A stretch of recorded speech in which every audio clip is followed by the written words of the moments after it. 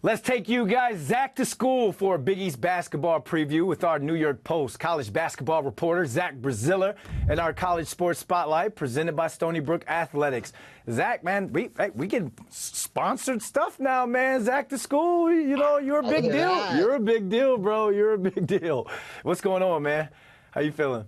Hey, loving life in LA, getting ready for the World Series, and hey, we're like 10, 11 days away from college basketball, ready to go. Yep, so you're out on assignment in L.A., but you were at the Big East Media Day, so let's start with that. Thoughts on the Media Day, and were there any moments that kind of stood out to you overall? There were a few. Hurley, obviously, talking to the media for 20 minutes was interesting. He's always interesting, and look, he's fired up, man. He's excited. He's not shying away from history here. They have a shot to win 3 in a row. Nobody's done that since UCLA won 7 straight, 1967 to 73. He's talked to the players about it. It's something that's on their mind. I think coaches, when they have a potential history-making season, could go one of two ways. You could just ignore it and say, like, that has no impact on us, or you can embrace it. And clearly they're embracing it. That, to me, really stood out. He's hungry to win another. He's admittedly a little nuts. He says it, and, he's determined to do it again. All right, let's stay on UConn. Obviously, they have the coaching. They won back-to-back titles, but do they have the talent to win 3 in a row, Zach? It remains to be seen. Look, they lost a ton last year, 4 starters. They do return Alex Caravan. They do return their 6th man, Hassan Diarra. They brought in some very good players, a few good transfers, a few big-time freshmen. They're expecting some guys to take big leaps. Look, I wouldn't doubt Hurley and his staff. I don't know, do I think they're going to be as good as they were last year? No, I think that was an incredible team. But, I think they're one of a host of teams that can win it all. Duke and Kansas and Baylor and, Carolina, there are other Houston. There are others. But I definitely think they're one of the schools, a handful of schools that can win it all. And look, like I said, I think it would be foolish to doubt Dan Hurley. All right, let's go from Storrs, Connecticut to Queens. What are your thoughts on St. John's and Rick Pitino? Look, they had a very good offseason. They went out, they brought in 2 big-time guards, Kadari Richmond from Seton Hall, Davon Smith from Utah. They bring back the guys they wanted in Zuby Ejiofor, Simeon Wiltshire, Brady Dunlap, RJ Luis. So they're very high expectations. I think it would be very disappointing if this team isn't in the tournament. I think they will be. I think they're the top, for their roster, the top 6 or so guys are very good. A little, curious about some depth, but look, Simeon Wiltshire, from what I've seen in preseason, is going to take a big leap. The big kid Zuby has looked awesome. RJ Luis is healthy. He showed flashes last year. Kadari Richmond's one of the best players in the league. I think Davon Smith is going to be terrific. Aaron Scott, a wing from North Texas they brought in, has got a ton of potential. I think this is a team that's going to finish top 4 in the Big East and, be somewhere from 5 to 7 seed in the NCAA tournament. All right, high expectations coming out of Queens for Rick Pitino's Johnnies. Is there a sleeper team in the Big East that could take everyone by surprise? I think Xavier's very good, but I don't know if they would be a sleeper. They were picked 3rd in the league. This might surprise some people. I think my sleeper is going to be Seton Hall. I understand they lost a ton. They lose Richmond. They lose Dre Davis to Ole Miss. Alamir Dawes is now overseas.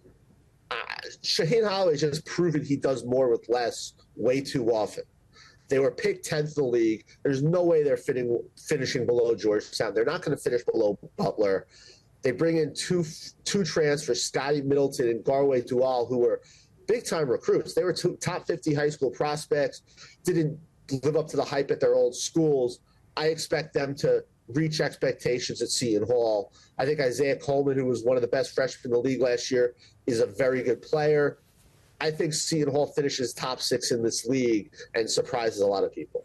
How many teams out of the Big East make the national tourney? Who's going dancing? Let's go 6. It was ridiculous they got 3. They should have gotten at least 5 last year. I'm going 6. I think there are 4 legit top 25 teams in this league. St. John's, Xavier, UConn, Creighton.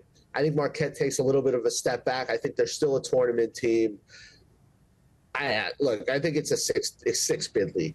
It was absolutely ludicrous that they only got 3 last year. You saw it. UConn wins the national championship dominant fashion. Creighton and Marquette make the Sweet 16.